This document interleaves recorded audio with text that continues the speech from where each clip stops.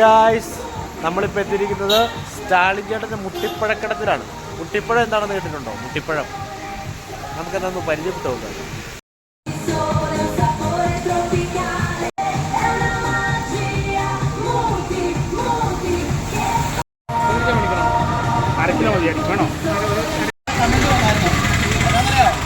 മുട്ടിപ്പഴ sample 5 എഴുതി വെക്കാൻ കാരണമുണ്ട്.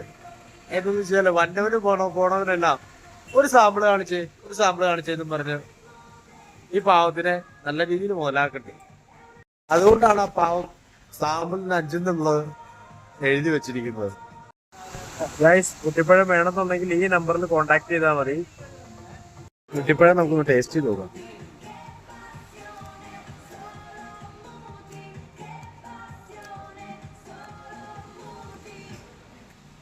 മുട്ടിപ്പഴത്തിന്റെ ഗുണങ്ങൾ എന്താണെന്നുള്ള ആ ചേട്ടൻ പറഞ്ഞു തരും. അപ്പൊ നമുക്ക് അതൊന്ന് കേൾക്കാം.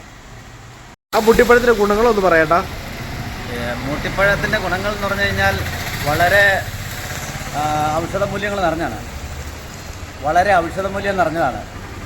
അതായത് പണ്ട് കാലങ്ങളിലൊക്കെ നമ്മുടെ വീടുകളിലും പറമ്പുകളിലൊക്കെ ഉണ്ടായിരുന്നതാണ്. പക്ഷേ ഇന്നത്തെ തലമുറയിൽ വന്നു കഴിഞ്ഞപ്പോഴത്തേക്ക് ഇതറിയത്തില്ല. അതുപോലെ തന്നെ ഒരു കഴിഞ്ഞ തലമുറയ്ക്കും വലിയ അറിവ് കുറവില്ല, എന്നാലും അവർക്കും അറിയാം, എന്നാലും മറന്നുപോയി. ഇതിൻ്റെ ഔഷധ ഗുണങ്ങൾ എന്ന് പറഞ്ഞു കഴിഞ്ഞാൽ ഏറ്റവും പോഷകങ്ങളും വിറ്റാമിനും മിനറൽസും അതുപോലെല്ലാം അടങ്ങിയിരിക്കുന്നതാണ്. പിന്നെ മറ്റൊന്ന് പറഞ്ഞു കഴിഞ്ഞാൽ എല്ലാവിധമായ രോഗങ്ങൾക്ക് ഏറ്റവും വളരെ നമുക്ക് ഉപയോഗിക്കാൻ പറ്റില്ല. കാരണം വെച്ചാൽ ഒരു ഉദാഹരണം പറയുകയാണെങ്കിൽ നമുക്ക് ഏറ്റവും കൂടുതൽ കഷ്ടപ്പെടുന്ന ഷുഗറുകാർ ഇത് കഴിക്കുവാണെങ്കിൽ, നമ്മൾ പതിവായിട്ട് 1-2 വീതം കഴിക്കുവാണെങ്കിൽ അവരുടെ ഷുഗർ അത് നോർമലാക്കി നിർത്തും. എന്നോർത്താണ്ട് ഷുഗർ മൊത്തം കുറച്ച് പോകുന്നതല്ല കേട്ടോ, കുറയ്ക്കുമെന്നല്ല, മാറ്റിക്കളയുമെന്നല്ല, കുറഞ്ഞുകൊണ്ടിരിക്കും.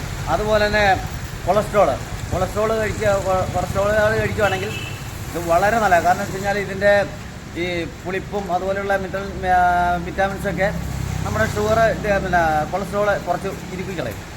അതുപോലെ രക്തഓട്ടത്തിന് ഏറ്റവും നല്ലതാണ്. ഈ മുതിര കഴിക്കുന്ന പോലെ തന്നെയാണ് ഇതും കഴിക്കുന്നത്.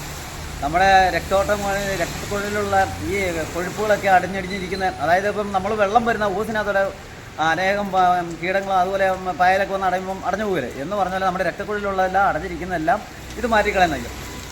അതുപോലെ തന്നെ പനി, ജലദോഷം, അതുപോലെ മറ്റുള്ള കാര്യങ്ങൾക്ക് ഇത് കഴിക്കാം. പിന്നെ അതിശക്തമായിട്ടുള്ള ജലദോഷം വരികയാണെങ്കിൽ ജലദോഷത്തിന് ഇത് കഴിച്ചാൽ നല്ലതാണ്, കുറവുണ്ടാവും.